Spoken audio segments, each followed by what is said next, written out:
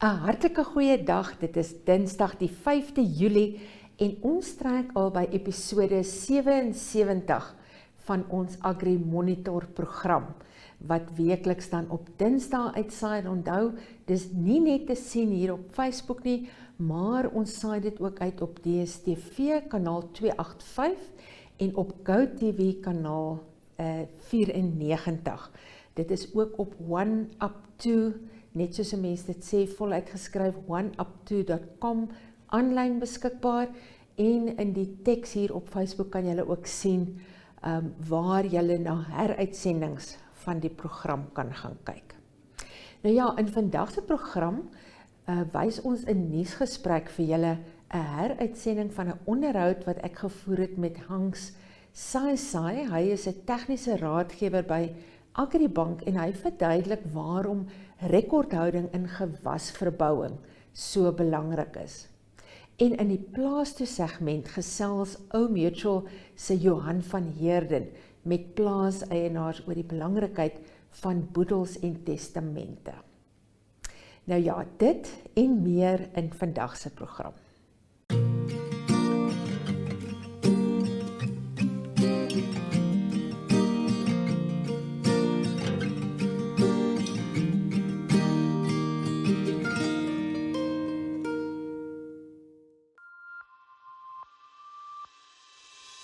Funding part of it and the risk aspects that are related to the potato production is also quite.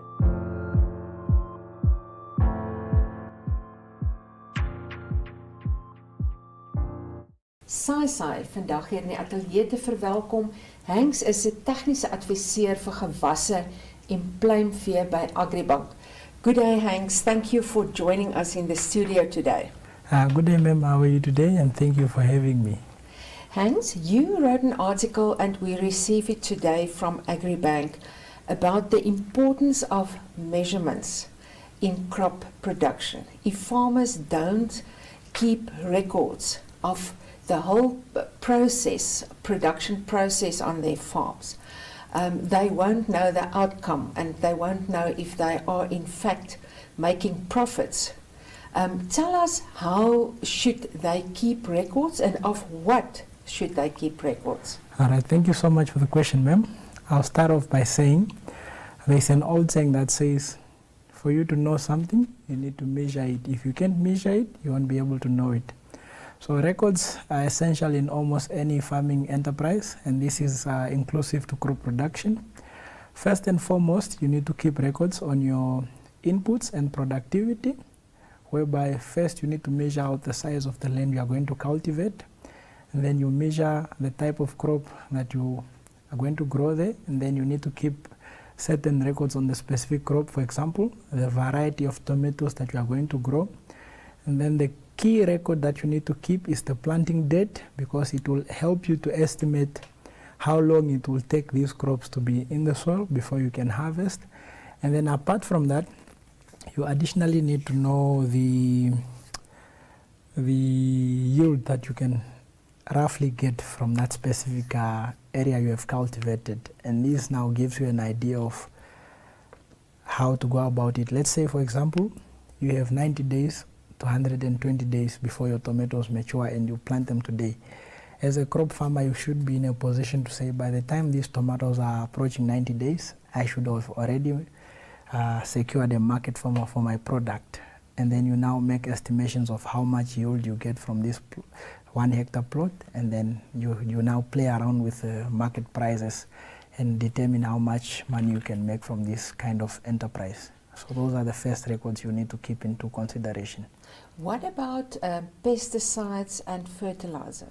Okay, after the productivity records, you need to put in place the plant nutrition records, whereby you need to take a record of the type of fertilizer that you're going to use, being it organic or inorganic fertilizer. And if it's the case of inorganic, you need to know that for a certain area you only need to apply a certain quantity. So you record the application date, the type of fertilizer application that you have done. Is it basal application of fertilizer, which you do by incorporating the fertilizer in the soil before you plant anything, or is it top dressing, whereby You're just trying to rectify a certain issue that you are not happy with.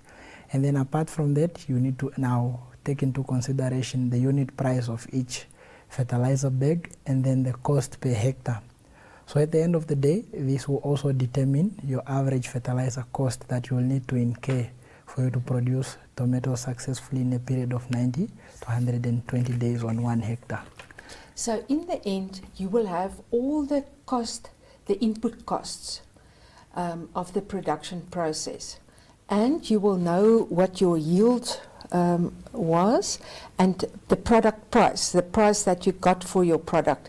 And then you can work out your profit and maybe expand the next season or do certain adaptations to save cost and so on. Indeed.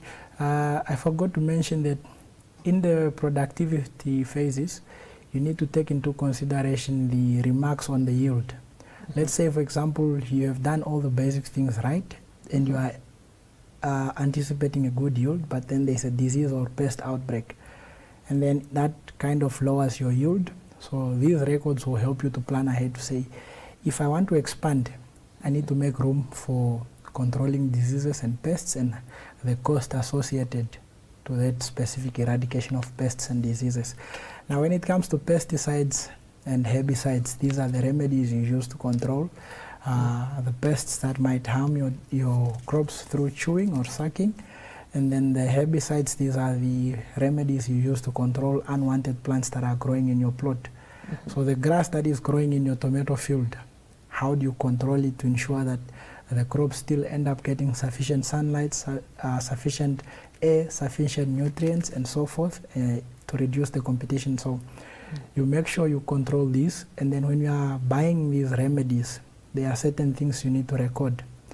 You need to know how much it costs you per hectare to control weeds, and then how much it would cost you to control pests or diseases that might affect your tomatoes. And then once you have taken this into account and you know that the average price that you are likely going to get for 2 tons of tomatoes from your 1 hectare plot, for instance, is maybe 200,000, then you work out all the expenses from this 200,000, and the figure that remains should now be a positive or a negative. So if it's a negative, then as a farmer you automatically know that your business is not thriving, you are not making money out of it, there are certain production steps that you need to change. And then if it's a positive, how do you now look forward to the next growing season to ensure that you keep having this positive trend for you to be making money out of your farming operations? So that is why records are quite essential in any form of agricultural enterprises. Wonderful. So you are teaching farmers how to do that, and that is now farmers that applied for production loans or other loans at Agribank. I also want to ask you, you know, the Kavango and Zambezi regions has got a lot of potential for crop production. Why is it important to expand on that? And do you think our green schemes still has a lot of opportunity to offer? It's quite a very good question in the sense that looking at the contribution of agriculture to the GDP of the Namibian nation's economy, it's slightly declining because of lowered investments. So if we could fully invest in these green schemes in the northeastern regions, which is Kavango West, Kavango East and Zambezi region, we are going to increase the amount of food we produce locally, and hence we limit the amount, or we reduce the amount of money we spend on importing vegetables, fruits and so forth from South Africa and other countries. So in so doing, we will create enough money at a rural economy type of setting, and then in that small rural economy we are going to now stimulate the creation of employment opportunities. And when you have created a lot of employment opportunities, it now reduces the pressure on urban areas, because people see no need to go to urban areas to look for jobs and better opportunities. So I will give an example of South Africa. They recently did some studies and they noticed that if they were to make sufficient investments in their beef industry, they are likely going to create about 3,200 jobs. So imagine if the full value chain in Kavango West, Kavango East and Zambezi region are maximized to their potential, and we cultivate the soils and use the water that is available to irrigate all year round. We are going to produce sufficient products that we can consume locally, and then we can end up exporting, and in that process I would use an example of the Mashare blueberry irrigation scheme, whereby they are producing a high quality cash crop that is going to the European market, and it's bringing in a lot of foreign income. So I think if potential investment is done properly, the three regions can really be the breadbasket of the country, and then we can generate a lot of money for the nation and create employment opportunities for the young people in those respective regions and beyond the regions. That is indeed so. And thank you so much for your time, and keep on with the good work of teaching our farmers how to be good and productive farmers. Thank you so much, and I really appreciate the opportunity. To the farmers that want to receive additional information at their own comfort and in their convenient spaces, they are advised to make use of our social media platforms. We do have different engagements on YouTube. We have an Agribank of Namibia channel whereby we talk about financial literacy for farmers, crop production, rangeland management, farm infrastructure, and women and youth loan schemes, and how they can go about it to become beneficiaries of these schemes. So that information is currently free of charge, and we do still host some events all around the country to ensure that farmers are informed. Because if information flow reaches the farmers, they will produce profitably, and they will be able to maximize on their income. Absolutely, absolutely. Thank you so much. Nou ja, bly ingeskakel.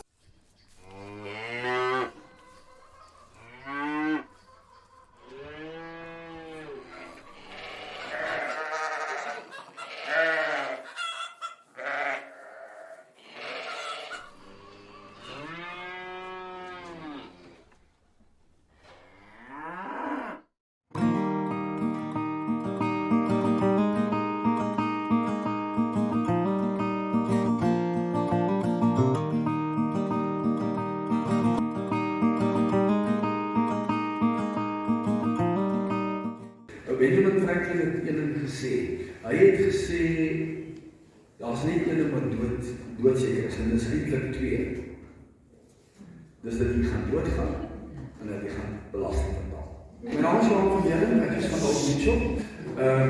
Wat ek vandag vir julle gaan sê, is 'n oorsig van boedels en testamente. Die vraag wat ek vir julle vanmôre wil vra is, wees eerlik met jouself. Het jy 'n testament? Waar is hy? Is hy onlangs opgegradeer na gelang die behoeftes verander het? Is hy geteken? En as hy geteken is, beteken dit die persoon wat die testament opgestel het, of wat die testament aangevra, die ou wie se wil uitgevoer word, het hy daarby geteken, 'n volledige handtekening en 2 getuies op elke bladsy. Dis 'n wetlike testament. Daar's 'n verskriklike verwarring oor wanneer 'n persoon intestaat sterf. As jy intestaat sterf, beteken dit jy het sonder 'n laaste wil of testament gesterf. Dit beteken geensins al jou goed gaan in die regering toe nie. Glad nie. Glad nie. Heeltemal glad nie. Die enigste ding wat gebeur is dat jou laaste uitvoeringsopdragte gaan nie plaasvind nie. Want daar is spesifieke wetgewing wat bepaal hoe goed vererf word wanneer iemand intestaat sterf. Nou ek wil nie dit met julle uitbrei nie, want dit is nie daar's verskillende goeders. As ek vandag sterf, kry my kind dit, as my kind nie daar is nie, kry my pa dit, as my pa nie meer daar is nie, kry my niggies dit, of my pa se suster kry dit, of my pa se broer kry dit, so dis heeltemal 'n ingewikkelde stelsel, en dit vat maande voordat dit goed gedoen word. Die belangrikste is nou maar blood relation, bloedverwantskap.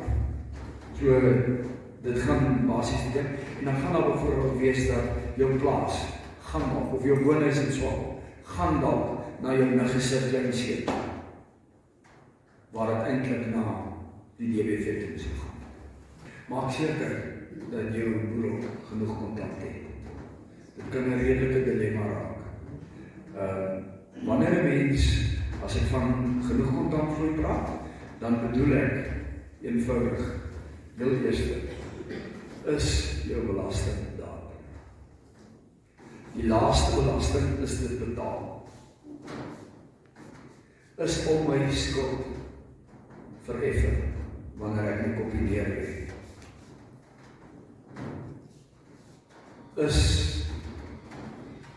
Wat noem hulle dit, wanneer ek geld vir my kinders betaal by 'n ander vrou?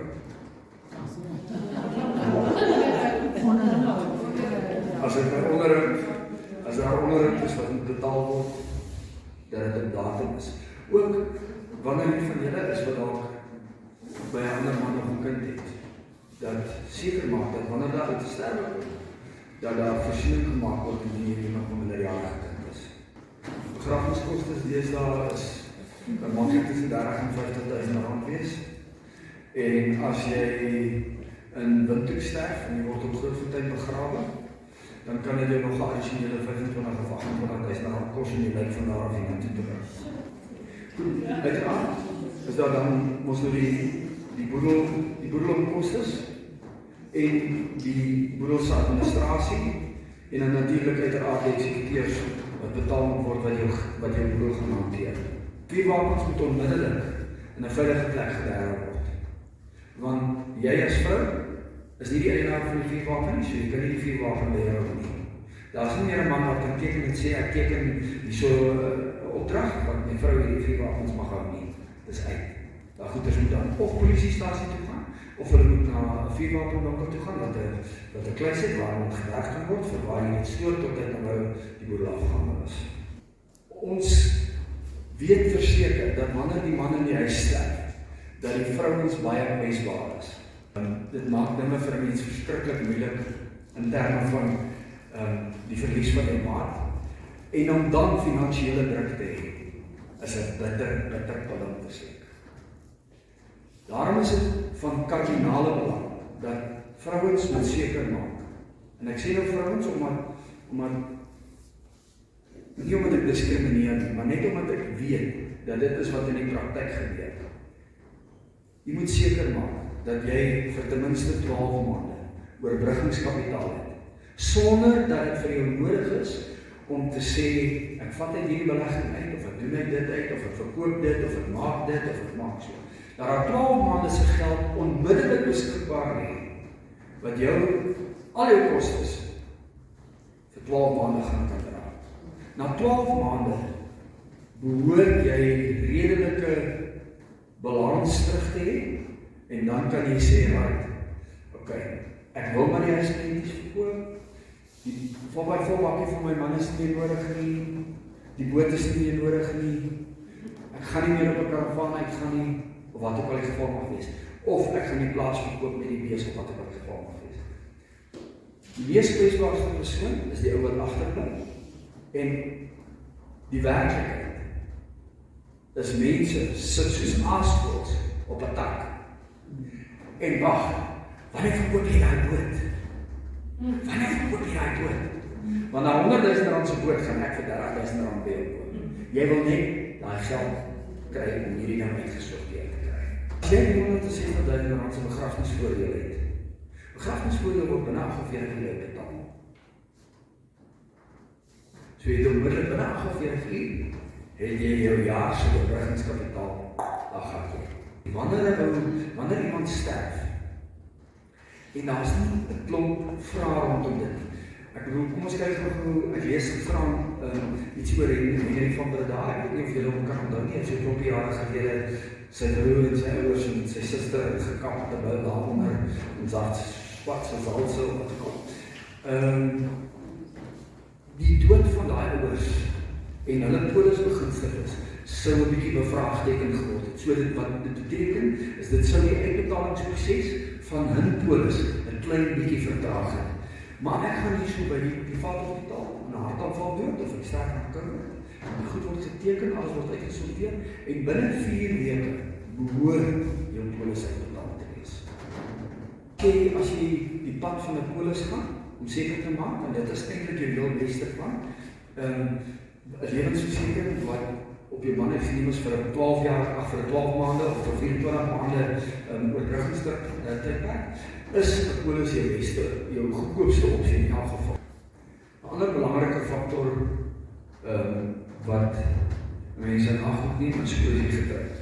Getroud binne gemeenskap van goedere, getroud buite gemeenskap van goedere en getroud buite gemeenskap van goedere met 'n aanpasbediening of sonder die aanpasbediening. En dan as jy getroud is in 'n ander land, is jy iemand wat in 'n ander land getroud is behalwe in Namibia? Oeps. Net so terloops. As jy in 'n ander land met die huweliksvoorwaarde kontrak getroud is, moet hy daar geregistreer wees. En as jy dan hier kom, is jy binne gemeenskap van geluk. As jy skei en weer trou, ek weet van baie mense, ek weet van baie mense wat skei en is oor dit is 'n baie kragtige dokument. Dis een van die kragtigste dokumente wat daar is, omdat dit die laaste en uiterste wil van 'n persoon wat gesterf het weergee. En dan natuurlik dis ook die dokument wat al die meeste in howe betwis was. Kinders wat ouers se beslissings in howe betwis het,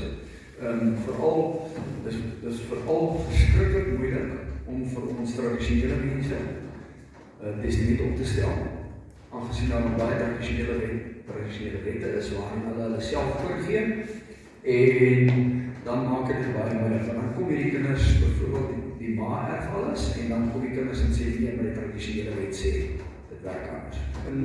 In jou testament kan jy ook sê, wie moet jou voorgee van jou minderjarige kinders wees, wanneer jy te sterwe kom, wie jou exekuteer moet wees, en indien daar 'n trust opgestel moet word, dat die trust tees reeds aangedui word. 'n Engelse testament gaan vir jou by jou dood 'n klomp onnodige moeite veroorsaak. Dood eenvoudig, omdat wanneer jou testament in Afrikaans, of in Duits, of in Hollands, of in watter taal jy ook al verkies, by die meeste van die Hooggeregshof gaan aankom, gaan die meeste nie 'n eksekuteersbrief gee, voordat die testament nie behoorlik in Engels vertaal is nie.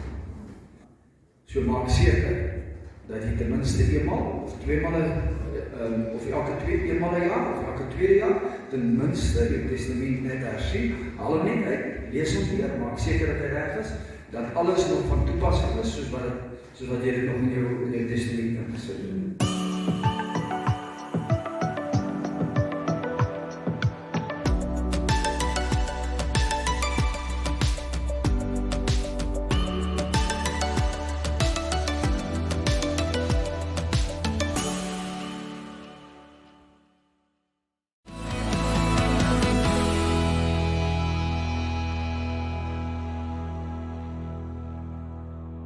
Nou ja, soos dit die gebruik is, maak ons nou gou vinnig 'n draai en ons kyk na die veilinge wat in die volgende week aangebied word. Dit is nou van môre af die 6de Julie tot volgende Dinsdag die 12de Julie en ons kyk ook na die landboudagboek. Ons het ongelukkig met die opname van hierdie program nog nie van dese week se vleis pryse van die Vleisraad van Namibië ontvang nie en ons vra verskoning daarvoor.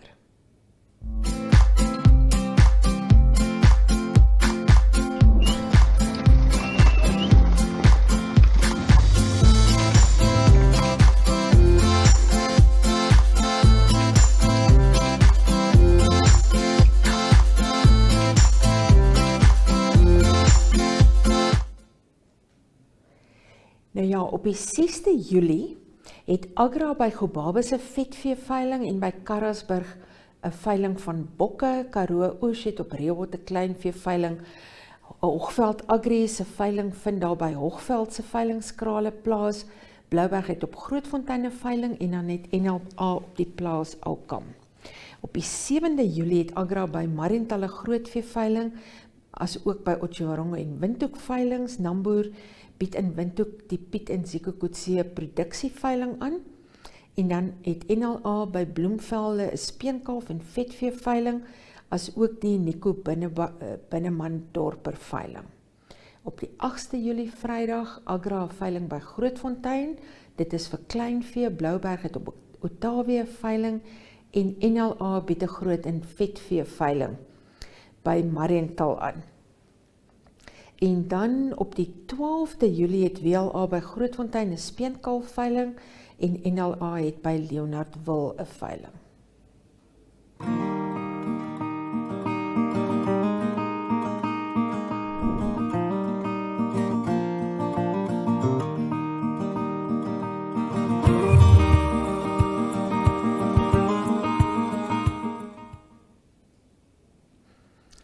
Wat ons landboudagboek betref, op die 6de Julie het Malteë Boerevereniging 'n ledevergadering op die plaas Burgsdorf.